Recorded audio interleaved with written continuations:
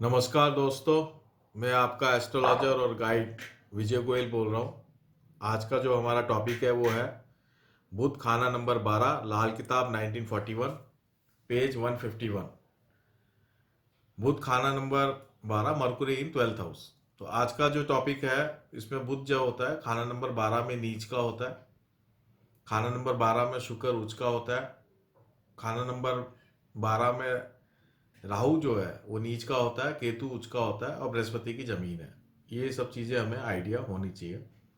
अब आगे इसमें जो लिखा है वो मैं आपको पढ़ के बताता हूँ। बुध खाना नंबर 12, राशि फल का पहली लाइन जो लिखी है वो है राशि फल का। तो ये यहाँ पे राशि फल का है, यानी बुध के उपाय किए जा सकते हैं। पहला तो ये है।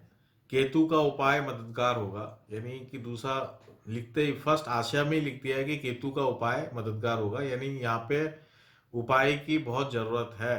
तब भी पहली लाइन में ही ये लिखा गया कि केतु का उपाय बहुत ज्यादा जरूरी है। अंडे खिलौने, अंडे खिलौने का मतलब हुआ ऐसे खिलौने जो अंडे के आकार के हों। जैसे झुंझुना होता है, ये अंडे खिलौने की तरह हो सकता है। बॉल भी अपन बॉल कह सकते हैं। तो बच्चों के ऐसे खिलौने जो अंडे के आकार के गोल शेप के जो खिलौने हैं उसको अंडे खिलौने कहते हैं। तो केतु का उपाय में यही है कि बच्चों को खिलौने बांटे जाए। इसका उपयोग यहाँ पे यही आएगा, क्योंकि यही इसमें लिखा हुआ है। भेड़, भेड़ शब्द जो है बुध खाना नंबर 12 का है, यानी व्यक्ति को भेड़ या भेड़ जैसा या भेड़ चाल में नहीं होना चाहिए। और भेड़ से संबंधित उपाय भी कर सकते हैं कि भेड़ को हरा चारा खिलाया जाए, या इस तरह से हम उपाय भी इसको ले सकते हैं। उसके बाद है शब्द गंदा अंडा। गंदा अंडा जो शब्द है, अंडा यानी अकल, अकल को अंडा बोला है लाल किताब में। और गंदा अंडा का मतलब जो नेगेटिव सोच है, नेगेटिव थॉट को गंदा अंडा बोला गया है। क्योंकि यहाँ पे बुध खाना नंबर 12 में है, यहाँ पे केतु भी उच्च का है, शुक्र भी उच्च का है और बुध भी यहाँ नीच का है। तो आपको ये देखना है कि यहाँ पे जो मतलब बताया गया है गंदा अंडा का, कि ऐसी खराब सोच जिसको आपको नुकसान हो सकता है। तो खराब सोच यहाँ पे जो है 12th हाउस से रिलेटेड है। 12th हाउस जो होता है बैड प्लेजर्स का इंडिकेट करता है, बैड प्लेजर्स।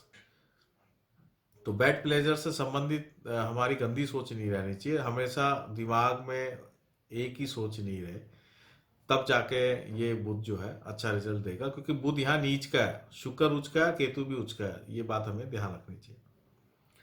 हड़काया कुत्ता, हड़काया कुत्ता आम टेवे में। हड़काया कुत्ता जो है वो बुध केतु की कॉम्बिनेशन को बताया लाल किताब में, जो खाना नंबर 12 और खाना नंबर 6 इन दोनों जगह लागू होती है। दोनों जगह इस शब्दों का उपयोग किया गया है। तो इसमें क्या लिखा है, हड़काया कुत्ता आम टेवे में, मगर 12 में बैठा खाना नंबर 6 का फल देने वाला उच्च बुध सिर्फ जाति खून के लिए, और सिर्फ जिस टेवे में शनिचर बृहस्पति मुस्तरका हो केतु का उपाय खुद ब खुद हो जाता है। बाकी तरफ वही मंदा असर, शनि 12वें में बैठा बुध का कभी बुरा असर ना होगा। तो इसकी स्टार्टिंग ही उपाय से की गई है। पहले बता दिया केतु का उपाय करो, उसके बाद और भी इतने सारे उपाय की बात यहाँ पे हो रही है। तो ये बुध खाना नंबर 12 में बिल्कुल खराब स्थिति को इंडिकेट करता है। तो यहाँ पे उपाय क्या बताया, क्या चीज बता रही है, क्या नुकसान हो रहा है। कि पहला, कि बुध जब खाना नंबर 12 में होगा तो जाति खून के रिश्तेदारों को नुकसान होगा, यानी उनकी उम्र को खतरा होगा। तो जाति खून कौन होंगे, बहन होगी, बेटी होगी और बुआ हो गई। ये जाति खून आप ही के खून से ये संबंधित रखती है। तो एक तो ये उनको जान के खतरा रहेगा, उम्र का खतरा बताया गया है इसमें। और ये कब इसका नहीं रहेगा, कब ये बुध अच्छा रहेगा, जब शनि बृहस्पति इकट्ठा हो। अगर कुंडली में कहीं भी शनि बृहस्पति इकट्ठा है तो खाना नंबर 12 का बुध नेक असर देगा। पहला तो एक बात ये बताया। क्योंकि शनि बृहस्पति इकट्ठा होने से केतु का उपाय अपने आप हो जाएगा, यानी केतु अपने आप सही हो जाएगा। तो केतु सही होते ही बुध सही हो जाएगा, ये बात यहाँ पे है। और दूसरा, अगर शनि के साथ बुध बैठा हुआ हो 12वें में, शनि बुध एक साथ 12वें में बैठे हुए हो, तब भी ये बुध बुध जो है अच्छा रिजल्ट देगा। यहाँ पे ये बात बताइए। और बाकी जगह इस बुध का हमेशा मंदा असर ही दिखाएंगे। अब आगे दो में क्या लिखा है वो पढ़ते हैं। बुध जब बैठा 12वें में तो रेत बरसाने लगा, 12/6 में सभी भागे कुत्ता हड़काने लगा। बुध जब बैठा 12 में, यानी बुध जब 12 में आ गया तो रेत बरसाने लगा, यानी रेत जो है बुध की आशिया है, रेत जो है मिट्टी जो होती है रेत, तो ये रेत बरसाने लगा। देखिए 12th हाउस जो है आकाश है, इसलिए यहाँ पे शब्द लिया बरसाने का, यानी ऊपर से रेत आ रही है, राइट। 12-6 में सभी भागे कुत्ता हड़काने लगा, यानी 12 और 6 में जो भी ग्रह होंगे उस सब को खतरा है, उन सब के जान को खतरा है, उम्र को खतरा है, ये बात यहाँ पे बताई गई है।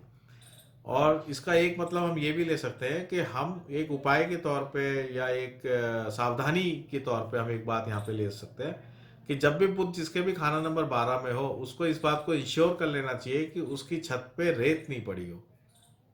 रेत पड़ी होने के बहुत ज़्यादा गुंजाइश है, कई बार लोग रेत कट्टे में भर के छत पे रख देते हैं एज अ स्टोरेज, तो ये बिल्कुल नहीं होनी चाहिए, बिल्कुल साफ होनी चाहिए छत, और ये रेत वहाँ नहीं होनी चाहिए ताकि उसको बुध का नेगेटिव रिजल्ट नहीं मिले, ये सावधानी है।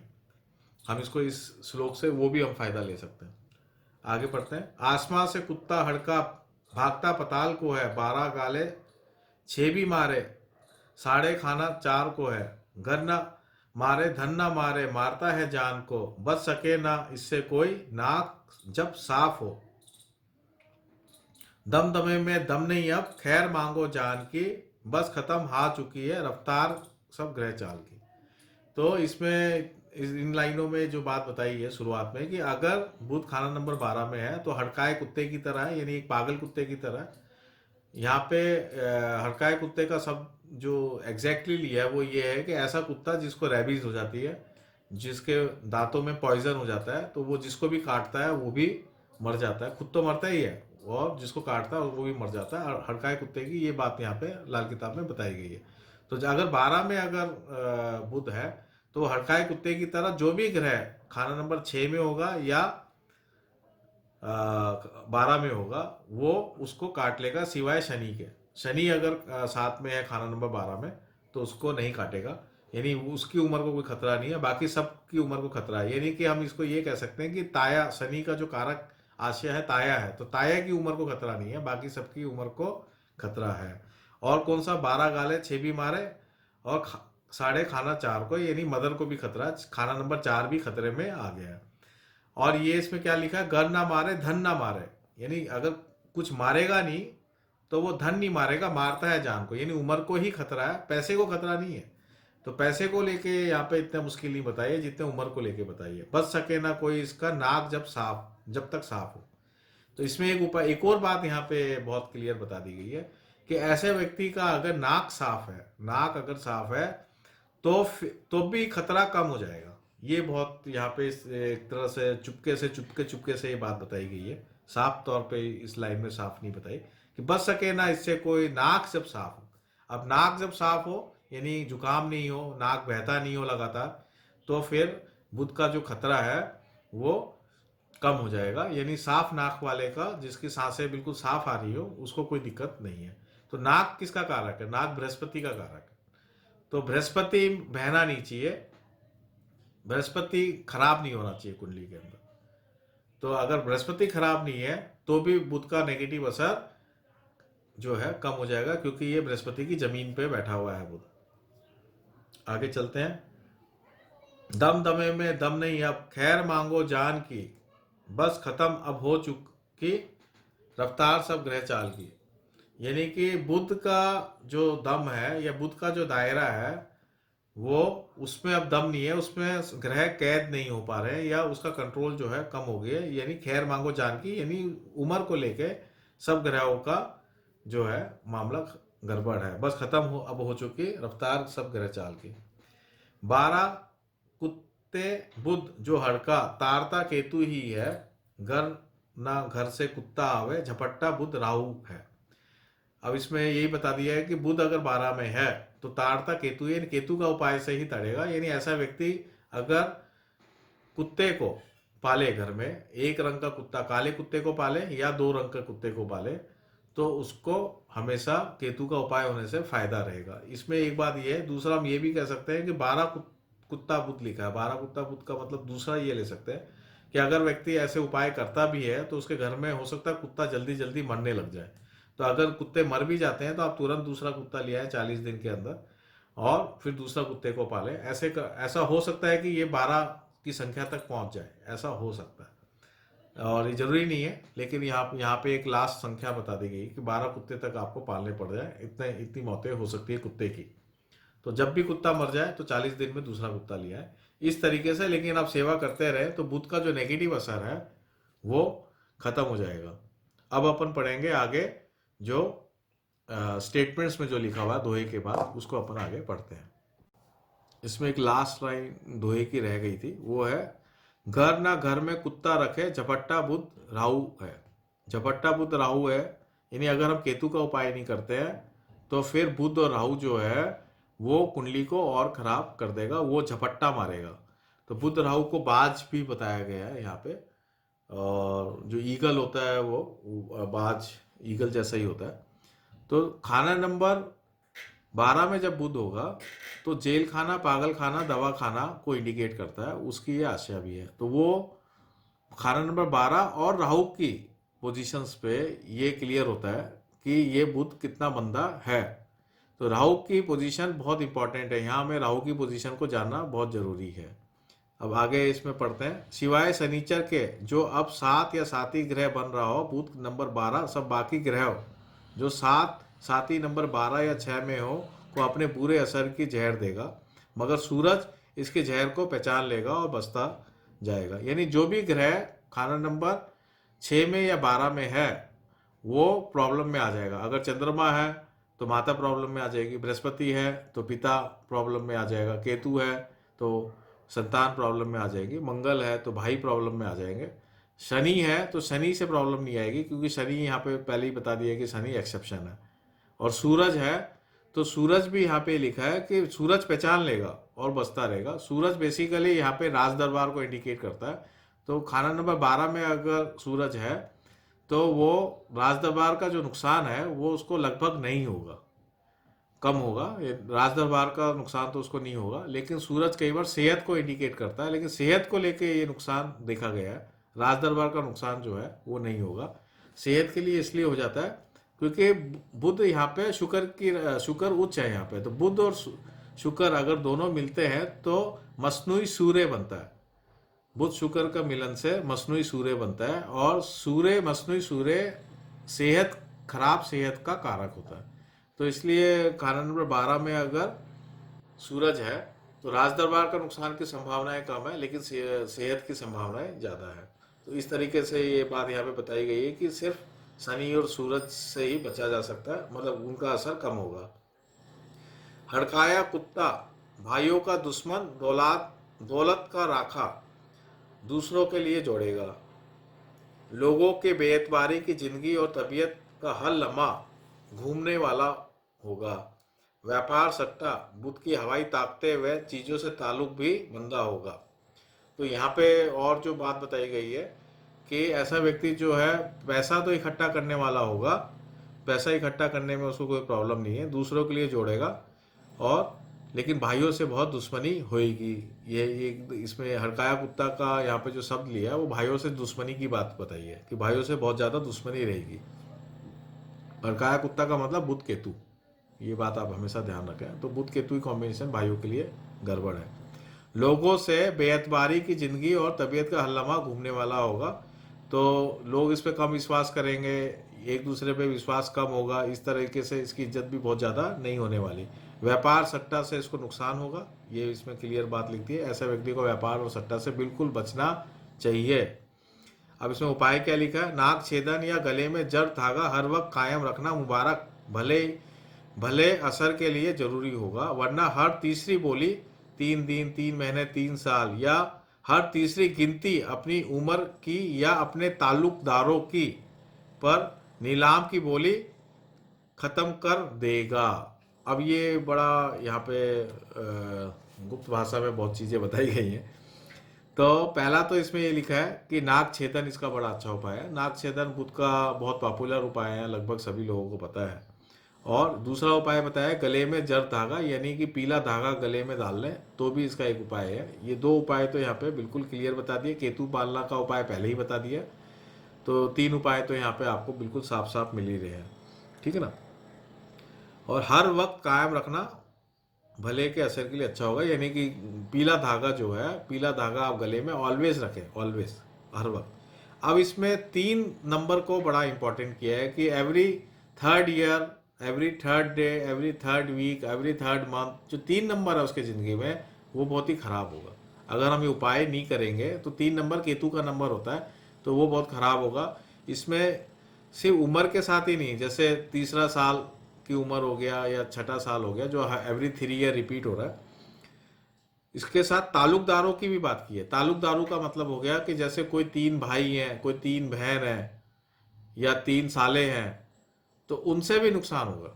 जहाँ पे 3 की कॉम्बिनेशन इकट्ठी है वहां से भी नुकसान इसको होगा। ताल्लुकदारों का मतलब यहाँ पे ये है, ये बड़ा सीक्रेट है इसका, है ना। वहां भी उनसे भी नुकसान होगा, उनसे भी कोई काम उनका बनेगा नहीं, उनसे भी जो रिलेशनशिप होगी वो खराब होगी। चाहे सेठ का माल बाकी बचे या ना बचे, या कीमत के बदले चाहे ख्वा जहमत ही देवे, मगर दलाल को किसी भी नमक हलाल का ख्याल ना होगा, नमक हलाली का ख्याल ना होगा। सिर्फ होगा तो अपने मालिक को आखिर पर छोड़ देने का जरूर लिहाज होगा, या वो खुद उस घर से बाहर होगा, बशर्ते कि शुक्र शादी की जंजीर में जकड़ा हुआ ना होगा। तो आप यहाँ पे जो बात बताई है केतु के लिए बताई है मेनली, कि चाहे कुछ भी स्थिति हो जाए, हालत सारे ग्रहों की हालत खराब कर देगा। ये सारी ये बातों की बात ये बता रहे हैं। एक बात ये भी बता रहे हैं कि वो व्यक्ति जो है मतलब अपने मालिक पिता को आखिर पर छोड़ देने का जरूर लिहाज होगा, या खुद उस घर से बाहर होगा। यानी कि ऐसा व्यक्ति कई बार घर छोड़ के भी चला जाता है, दूर भी चला जाता है, इस बात के लिए भी यहाँ पे बताया गया है। लेकिन उसके लिए शर्त ये लगाई है कि वो जो है शादीशुदा नहीं होना चाहिए। शादीशुदा के बाद ये स्थिति नहीं होगी, शादी से पहले वो घर छोड़ के जा सकता है। अगर होगा तो सिर्फ पागल होने की वजह से सब पर हमलावर होगा। अगर शादी के बाद ऐसी नौबत आती है तो फिर वो घर छोड़ के नहीं जाएगा। देखिए, दवा खाना, पागल खाना और जेल खाना, इसके अलावा एक खाना होता है, वो आश्रम होता है। तो ये यहाँ पे आश्रम की बात की गई है, जो कि क्लियर कट नहीं घुमा के बात की गई है कि ऐसा व्यक्ति घर छोड़ के विरक्ति होकर साधु बन जाता है। ऐसा हो सकता है ये बात, जब तक वो शादी नहीं किया। और अगर उसकी शादी हो गई है तो फिर वो आश्रम में ये साधु नहीं बनेगा, फिर वो पागल होके ही जाएगा। यानी वो दवा खाने की तरफ जा सकता है, हॉस्पिटल जा सकता है, या और कोई उसकी प्रॉब्लम आ सकती है, लेकिन वो साधु नहीं बनेगा। इस बात को इंडिकेट किया अगर उसकी शादी हो जाती है तो। और इसके आगे लिखा है, किस्सा को था शुक्र की उम्र से पहले शादी करना ना भला होगा। तो एक बात और है कि जो शुक्र की मैच्योरिटी एज है 25 साल की उम्र, 25 साल की उम्र से पहले ऐसा व्यक्ति शादी नहीं करे, ये भी हिदायत दी गई है, ये भी सावधानी यहाँ बताई गई है। अगर उससे पहले शादी करेगा तो उसको नुकसान होगा। चस्का जुबान, चस्का जुबान यानी कि पापी ग्रहों के मुतलक चीज़ों की खुराक, यानी कि शराब पीना, नॉनवेज खाना, ये सब चस्का जुबान के अंदर आती है। पापी शनि राहु केतु की जो चीज़ें, शनि राहु की जो भी चीज़ें हैं, वो अगर वो सेवन कर रहा है शनि राहु की नेगेटिव चीज़ों को, तो डेफिनेट रूप से वो उसको नुकसान होगा। तो इसमें लिखा चस्का जुबान से परहेज मुबारक होगा, यानी इनसे परहेज करे, इनसे बच के रहे, सात्विक जीवन जिए तो अच्छा रहेगा, एक नॉर्मल जीवन जिए तो अच्छा रहेगा। औरत का खाना नंबर 12 का बुध कोई बुरा नहीं गिनते राशि फल का होगा। अब यहाँ पे लास्ट लाइन जो है बहुत महत्वपूर्ण लाइन लिखी है कि खाना नंबर 12 बुध औरत के लिए कभी भी बुरा फल नहीं होगा, कभी भी। तो इसलिए जो ये देखना है ये पुरुष की कुंडली में ही देखना है। सारी बातें जो है पुरुष की कुंडली पे लागू होती है, स्त्री की कुंडली पे लागू नहीं होती। ये लास्ट लाइन एकदम पूरी बात को क्लियर कर दिया है यहाँ पे। तो ये मैंने आपको पूरा जो है बुध खाना नंबर 12 पे जो विवेचन है ये मैंने आपको यहाँ पे दे दिया। और आगे हम एडवांस जो है 1952 पे पढ़ेंगे। ये जो लाल किताब 1941 पे जो मैं कमेंट्री दे रहा हूँ, उम्मीद है कि आप सबको ये बहुत ही पसंद आ रहे होंगे।